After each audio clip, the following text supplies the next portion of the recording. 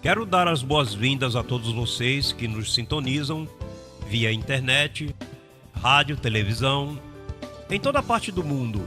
E a todos vocês que escutam essas gravações. Eu recebo que os olhos do teu entendimento já foram iluminados, que tua confissão melhorou e, consequentemente, as promessas do Senhor estão se manifestando em tua vida.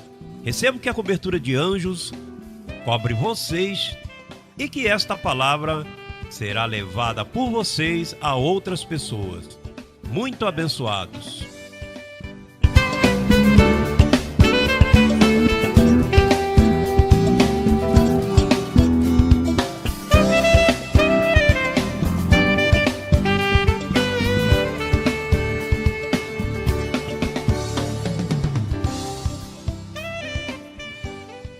Da mesma maneira, sim.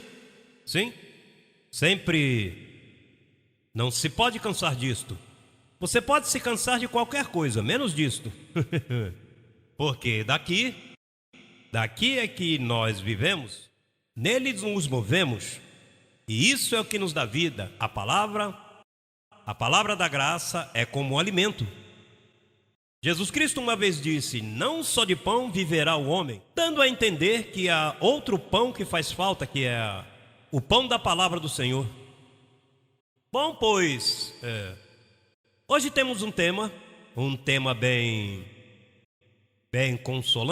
consolador. O tema é a família da fé. Assim que vamos falar, diga, a família da fé. Vamos agora para ver o que o apóstolo Paulo, uma saudação internacional mundialmente, a todos que estão me vendo pela internet, assim que os amo muito e recebo que aí também você esteja atento em sua casa, com uma canetinha para tomar nota dos versos bíblicos.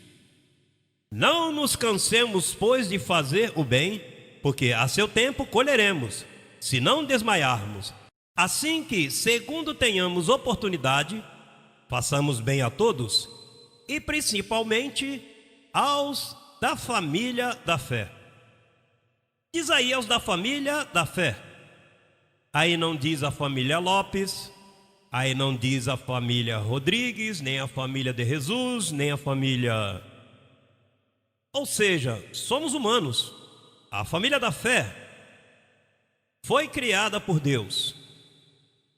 Já aí não há carne. E não diz sobrenome, porque a família da fé. Nessa família não há cor de pele, não há brancos, negros, chineses, triguenhos, porque a família da fé, estamos falando, espíritos que não têm cor. Pois Deus, em tudo que se encontra aqui na terra, é como uma sombra do que se fez no céu. Pois Deus criou espíritos e os criou à sua imagem, e lhes pôs nomes, e os pôs inscritos no livro da vida. E depois, milhares e milhares, milhões, ele pegou e os enviou à terra. E ele planejou, primeiro lhes deu lei, milhares de anos lhes deu lei. Por isso não havia família, porque na lei não há nada. A lei é olho por olho, dente por dente, e ninguém podia cumprir. Assim que a lei produz ira, não produzia família.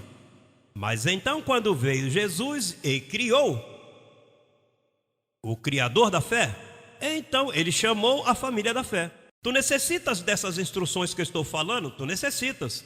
Porque esta é a disciplina. Disciplina não é que vai te dar batidas. Disciplina é orientar-te a dizer quem tu és.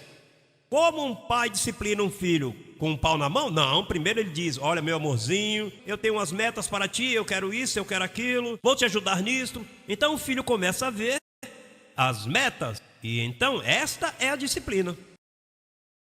Disciplina não é cair com pancadas e nem gritar. O pai que sabe disciplinar o filho não grita com ele, mas Deus trata com seus filhos.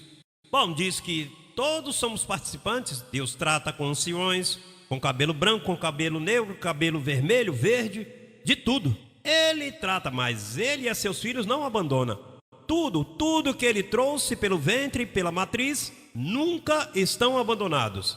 Deus vai tratar com eles. com uma pessoa que seu nome está escrito no livro da vida, que Deus o trouxe desde o ventre, agora vai se perder. Veja, quem é que crê que a salvação se perde? E que o diabo que vai levar, como que isso cabe numa cabeça? E que se o pai envia um filho aqui na terra, e agora o diabo vai levar, que classe de pai é esse? Esse é um pai irresponsável? Se Deus fez assim, então eu não conheço a Deus. O Deus que eu conheço é um Deus responsável. E se envia seu filho a tal lado, aí ele garante. Ainda que se porte mal, ele diz, não, veja, disciplina, corrige, açoita, mas perdido ou não, como é que vai se perder? Eu disse, minhas ovelhas eu as chamo, eu as conheço. E eu as tenho em minha mão e ninguém vai. Como é que vai arrebatar de sua mão? Olha, veja, rapaz. Diga, a família da fé. Irmãos, isso não é qualquer coisa. Veja, aqui aonde você veio receber tratamento, você não necessita de psicologia, não necessita de psiquiatra, você não necessita. Com isso, com essa informação que nós damos aqui, de momento teu espírito começa a sentir-se realizado. Olha, onde é que eu estava, que eu era um pedaço por aí de carne, por aí em Honduras? Não, eu não sou um pedaço de carne, eu sou um espírito que Deus enviou. Eu tenho meu nome escrito no livro da vida. E mais que papai um dia poderia se aproximar. Saberá Deus sonhar com ele? Talvez você não entenda porque você pode falar um idioma angelical. Porque veja, todo espírito tem o seu idioma. Paulo disse, se eu falasse línguas humanas ou angelicais, teu espírito, ao menos que você seja um rapaz, ou seja um espírito surdo-mudo. Eu não sei se Deus criou o espírito surdo-mudo, anjos surdo-mudos, mas você tem um idioma e se regozija, Ai, pai, vamos a Hebreus. Bom, nós estamos em Hebreus aí, já é o terceiro livro, sim. Agora sim começamos as instruções desse livro, está cheio. Veja o que diz Hebreus capítulo 11, desta família. Vamos ler o verso. Bom, adiante. Verso 11. Não, 11. Perdão, 11. Pela fé, também a própria Sara, sendo estéril, recebeu força para conceber e deu à luz, ainda fora do tempo de idade, porque creu que era fiel quem o havia prometido. Pelo que também de um, e esse já quase morto, saíram como as estrelas do céu e multidão, e como a areia inumerável que está na orla do mar. Conforme a fé morreram todos esses sem terem recebido o prometido, senão vendo de longe e crendo, e saudando e confessando que eram estrangeiros e peregrinos. Eram o quê? Estrangeiros e peregrinos. Tu não és dessa terra, por isso em Filipenses 3:20 diz, irmãos, nossa cidadania, ela está onde? Nos céus. Paulo disse, Filipenses 3:20 diz, os que estão anotando na internet, nossa cidadania, tem gente que diz isso. Tem gente que diz, irmão, nossa cidadania está no céu. Mas então caminham como se fosse aqui na terra. Não, minha cidadania está na Colômbia. Minha cidadania está... Essa é a carne, rapaz. A sua cidadania é da sua carne, mas a família da fé vem de um só lugar. É um só passaporte, que não caduca. E aí você vai voltar. Ainda que morra em um acidente, seja que vá, mas você regressa de onde saiu. E quando partes deste corpo, imediatamente você se encontra a um anjo desse aí, um Rafael aí que te diz, bem-vindo à tua verdadeira cidadania. Por isso é que Paulo, falando dessa cidadania, dizia, rapaz, para mim morrer é lucro. Quê? Já tem que estar bem louco para dizer isso. Tem gente que está apegado aqui, a vida que lhe dói uma unha, já vão no médico. Eu trabalhei com um homem em Massachusetts que se chamou, porque já se foi, Tim Sullivan. E ele era um vendedor milionário, dos mais que vendiam na companhia. E eu não ficava atrás dele, eu era o terceiro. Mas ele, de 33 vendedores, haviam 3 milionários, sempre passando os milhões acima. Mas ele tinha um homem disciplinado, se levantava às 5, corria 3 milhas. Uma vez foi a um seminário, nós ficamos no hotel por lá. E então, nos levantamos como às 6 e não aparecia Tim. Onde está Tim? Quando olhava pela janela, estava lá. estava correndo, até no frio estava por lá, um homem bem disciplinado. E ele contava, Dick Testa, um italiano que trabalhava conosco, diz, rapaz, não sei.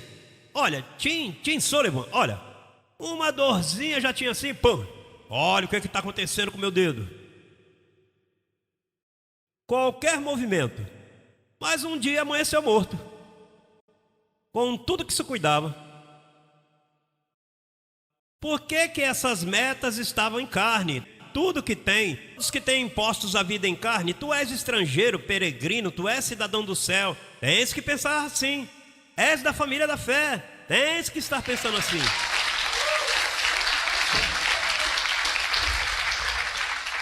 Veja o que diz o verso 14. Porque os que dizem isto, claramente dão a entender que buscam uma pátria.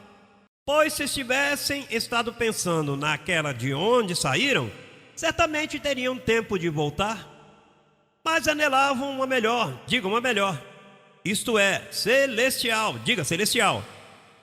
Pelo que Deus não se envergonha, olha, Deus não se envergonha de chamar-se Deus deles, porque Ele lhes preparou uma cidade. Lhes preparou uma cidade, olha, veja aí. E quem a constrói? Veja o verso. Onde está o verso 10? 11 e 10, regressamos. Porque esperava a cidade que tem fundamentos, cujo arquiteto e construtor é Deus. Arquiteto e construtor, uma cidade espiritual. E por isso estamos falando desta cidade.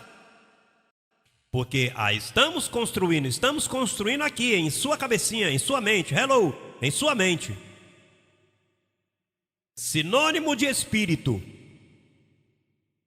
Isso é o que dá vida. Isso, quando você se mete nessa informação por tua cabecinha assim, que entra, então tua vida começa. O que acontece comigo que eu me sinto bem? Olha, me foi a dor, me foi aquilo. Porque certamente você não vê que você está recebendo má informação? E isto causa moléstia. Tem pessoas que vêm a este ministério sem ninguém tocar neles. E de repente sua vida começa a rejuvenescer. Vai o ânimo, se levanta pela manhã com força. Porque a informação que recebe. Você não vê que a fé é pelo ouvir?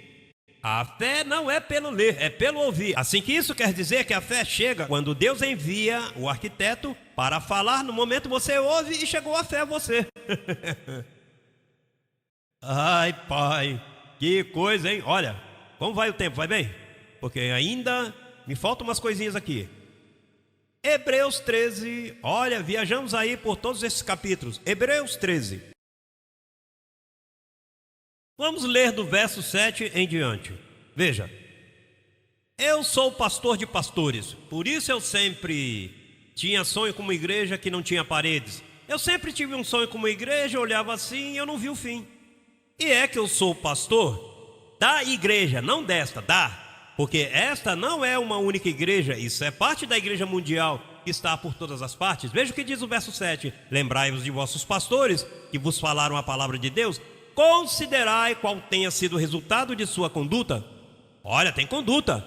E imitai o que? Sua fé. Diz Jesus Cristo, verso 8. Jesus Cristo é o mesmo ontem e hoje e pelos séculos. Veja, aí está te falando de ontem, desde antes da fundação do mundo. E hoje, esse hoje é hoje. Porque ele não tem calendário nem relógio. Ou seja, ele sempre é o mesmo. Ele foi ontem, hoje e isso foi escrito há 2000 anos. Quando você lia 2000 anos atrás, este era hoje, e hoje é amanhã, e amanhã é hoje. Porque vive um eterno hoje. Assim é a cidade desta que estavam buscando. Você não vê que aqui é um problema? Aqui, tu tens que estar olhando o calendário, relógio, tudo. Mas nessa cidade que foi fabricada, se acabaram os calendários e os relógios, se acabou tudo. Isso é um eterno gozo. Uma coisa, Paulo disse que é uma inescrutável, uma coisa, olha, ele sonhou com tudo. Ele sonhou com todo mundo, e nós estamos fazendo história com essas notícias. Imagina, por isso é que nós fazemos as pessoas felizes, porque os colocamos, os disciplinamos, os ensinamos a considerar, a semear por este evangelho, a sofrer por este evangelho. E lhes ensinamos às pessoas: olha, vale a pena que você tenha colocado a juventude desta forma, que você tenha suportado, que você te negaste, vale a pena, porque está semeando para o reino. Vosso trabalho no Senhor não é vão, disse Paulo. Então veja o que diz o outro verso, diz: não vos deixeis levar por doutrinas diversas e estranhas, te sacas da família da fé. Veja, diz: porque boa coisa é firmar o coração com a graça, não com alimentos que, isso é na lei, Moisés, que sempre estão, não coma isso, é sexta-feira, não coma aquilo, olha, cuidado com isso aí, o porco é imundo, cuidado que não coma presunto, mas não coma carne de porco. E sempre estão proibindo, não, que na sexta-feira não se come isso, no sábado não, que não se pode, porque hoje é dia de cinzas, hoje é dia daquilo, hoje é da longe, hoje é dia dos mortos, hoje é dia, sempre estão guardando bobagens. Isso são diversas doutrinas estranhas. Afirma teu coração em graça, porque na graça é o alimento do teu espírito que você ouve que vai edificar sua vida. Você tem que sair desses rudimentos religiosos que te sacam da família da fé. Diz, porque boa coisa é firmar o coração com a graça, não com alimentos. Diz que nunca aproveitaram que se ocuparam com isto. Toda essa gente no Velho Testamento, Moisés, com todos os profetas, por mais que se guardasse, nunca aproveitou para nada. Todos estes mandamentos, provisões, jejuns, abstinências, duro trato do corpo, caminhar com o joelho, castigar o corpo até sangrar, nunca aproveitou para ninguém. Tens que afirmar o coração com graça. Diz: temos um altar do qual não tem direito de comer os que servem ao tabernáculo, porque os corpos daqueles animais cujo sangue por causa do pecado os introduzia no santuário, pelo sumo sacerdote, são queimados fora do acampamento.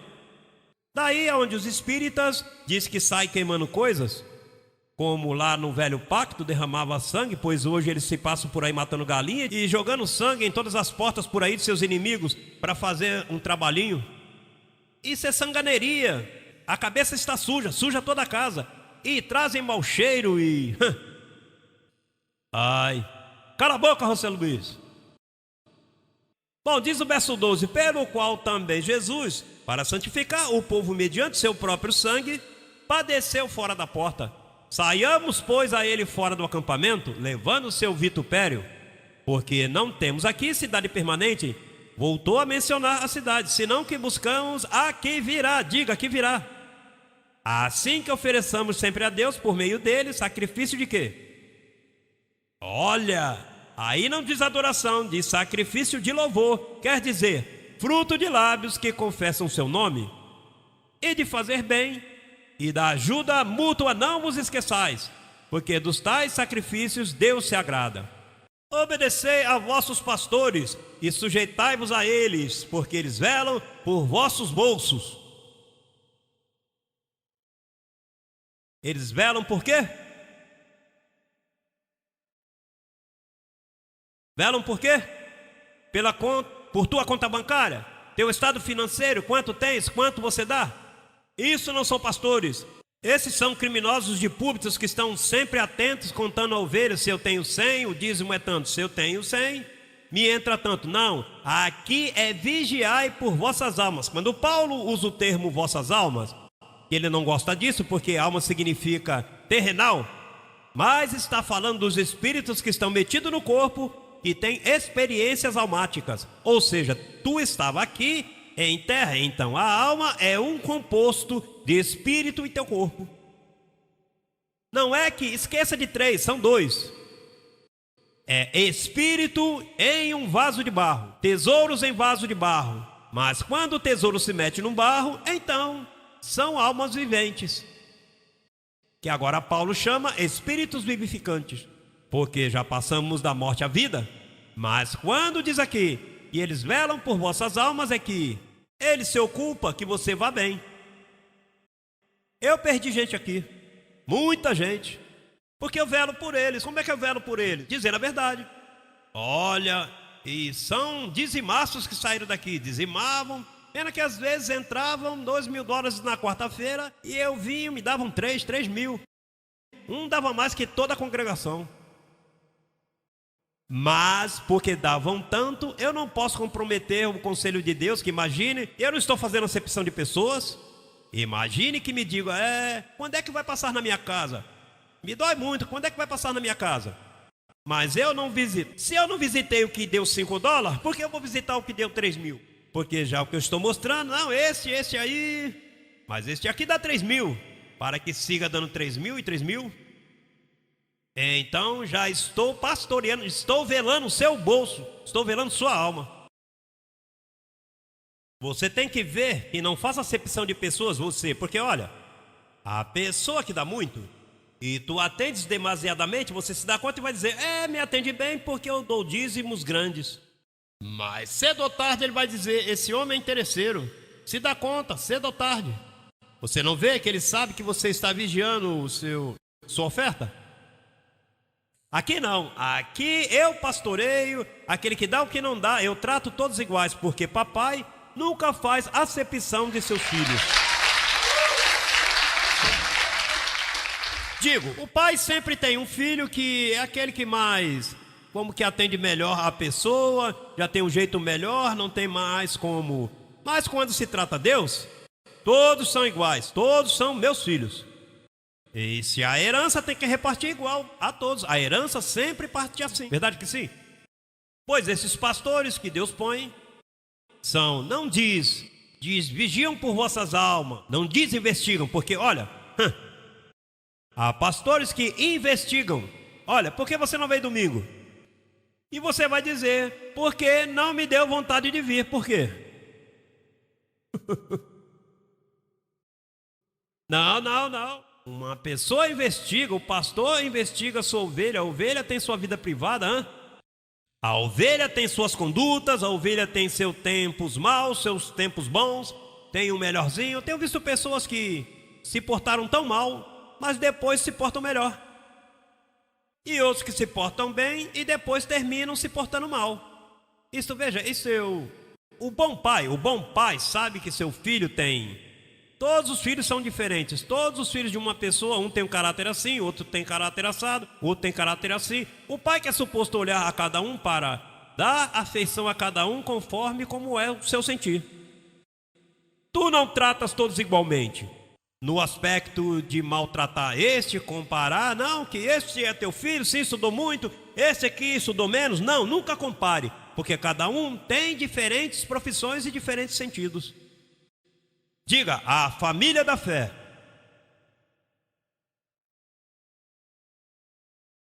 Veja o que diz Colossenses como último conselho. Colossenses capítulo 3, o verso 9 diz: não mintais uns aos outros, havendo-vos despojados do velho homem com seus atos, e revestido do novo, o qual conforme a imagem daquele que o criou. A imagem de quem? Daquele que o criou. Vai se renovar. Veja que não vai se criando de novo, é se renovando, porque esse novo homem já está em ti. Mas ao vestido de carne ele perde sua identidade. Mas ele tem que ir se renovando. Ele não está se fazendo novo, é renovando um conhecimento, vai pouco a pouco.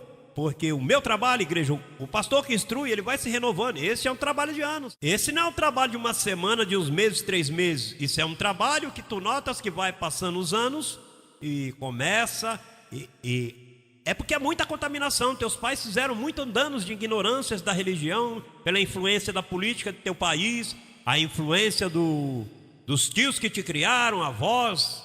Esse meio ambiente onde você nasceu, ele vai te destruindo a mente e vai te dando má informação, e vai fazendo de ti uma pessoa complexada, uma pessoa assim, baseada. Então, acontece que aí tem que renovar. Então, até que se renove, é um processo. Quando um vem mais renovadinho que o outro, um vem melhorando um bocado, porque papai teve mais tempo com o filho do que com o outro, não podia dar o tempo que eles queriam, nem a bicicleta que ele queria, mas os pais te deram, fez o que pôde, então começam, vai se formando.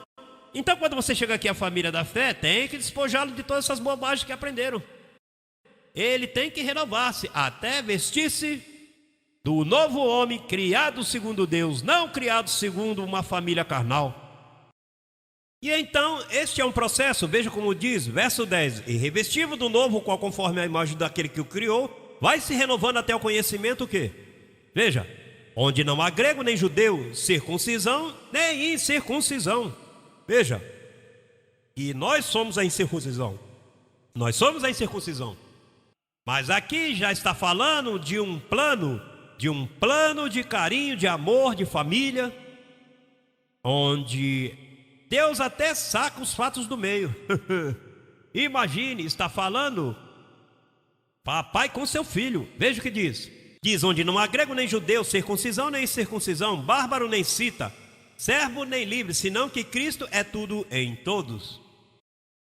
Vesti-vos, pois, como escolhidos de Deus, santos e amáveis, de entranháveis misericórdia, de benignidade, de humildade, de mansidão, veja, de paciência, suportando-vos uns aos outros e perdoando-vos uns aos outros, se alguém tiver queixa contra o outro, da maneira que Cristo vos perdoou, assim também fazei vós.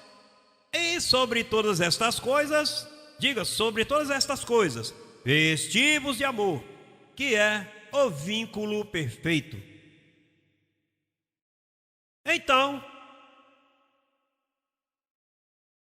o chamado é a perdoar-nos.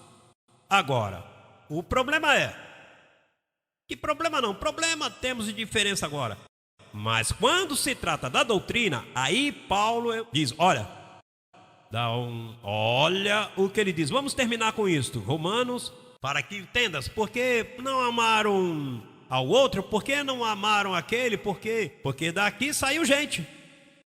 Ah, não, eles podem cometer, olha, desde adultério até o último cachorro. Aqui é amor para qualquer um. Agora, há algo que não se pode tolerar.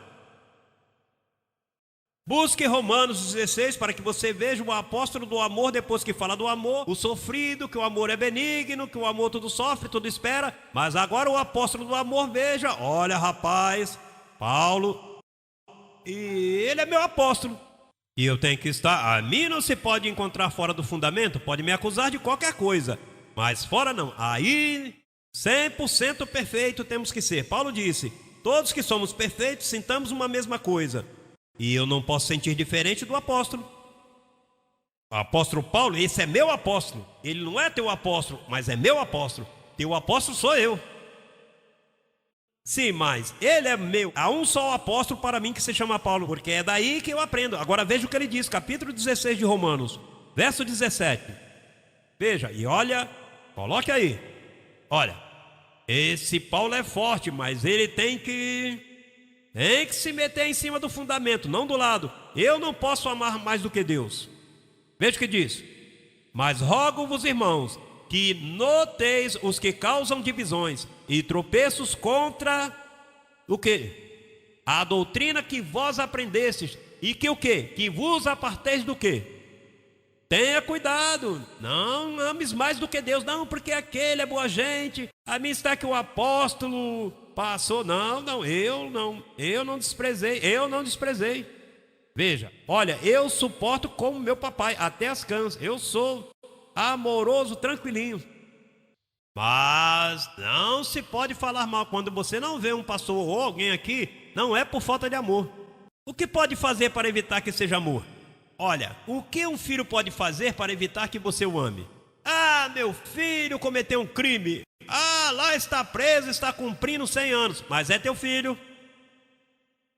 E se está aborrecido porque te dói, é porque é teu filho. Se não fosse teu filho, esse aí por aí, fulano, fez o que quis. Mas meu filho não, esse aí é meu filho. Não se pode fazer o que for, mas quando se põe, imagine quando se põe contra a doutrina. E a doutrina é a graça, é o nosso alimento, é o alimento da família da fé.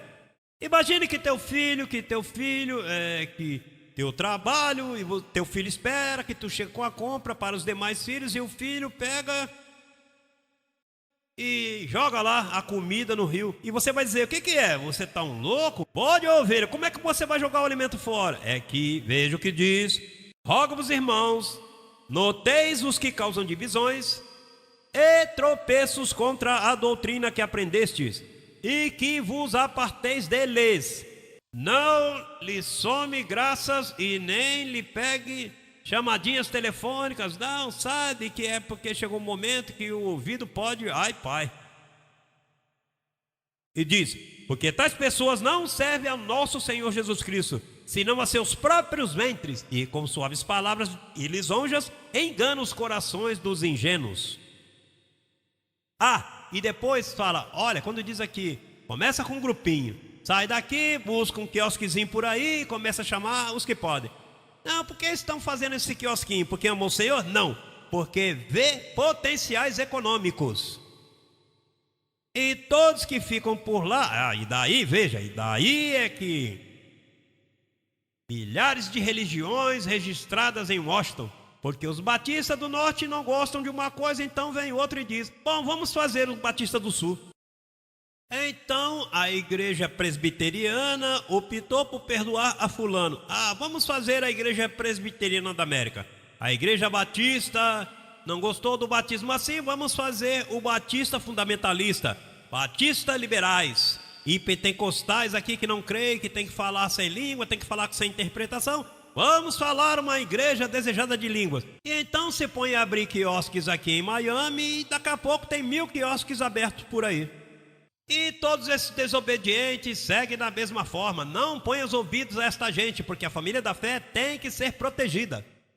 Não, eu não aplaudo a ninguém que se vai daqui por bobagens de carne que disseram, que situações, que isso, que aquilo, não. Não, você mantenha-se firme, porque você é parte da família da fé. E a fé, você cuida dela, a família da fé, você cuida.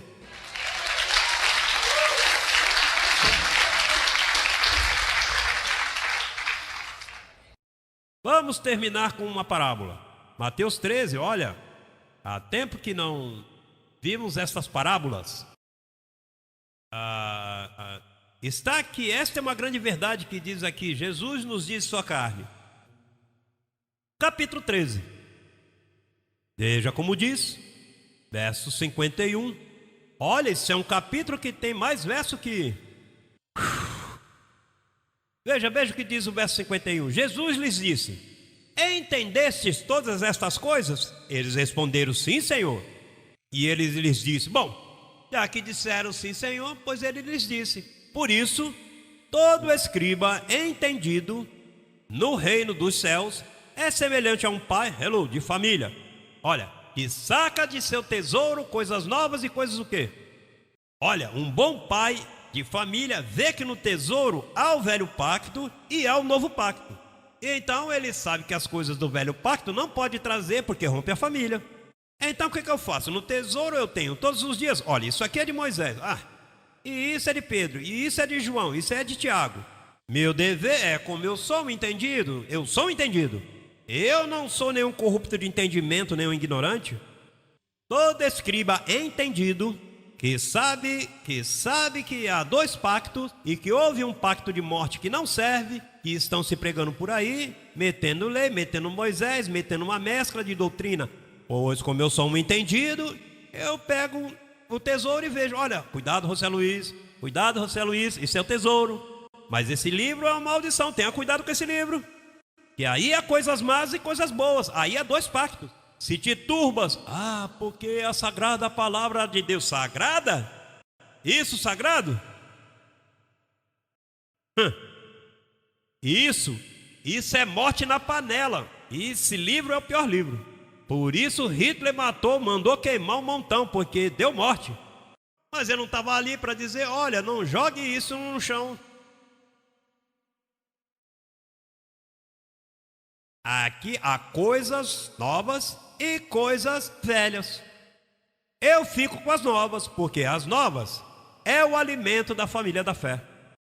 Amém? Abençoados com toda a bênção espiritual.